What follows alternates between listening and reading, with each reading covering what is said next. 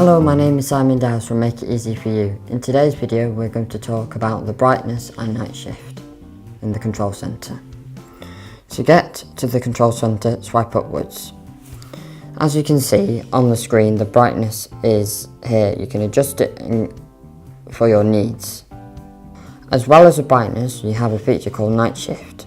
To access the night mode, press firmly on the brightness.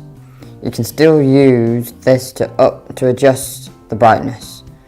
At the bottom you have your night shift.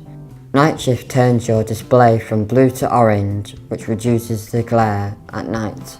To turn it on, press on the night shift icon. This will turn orange. This will automatically schedule from sunrise to sunset. This can be adjusted in the settings app.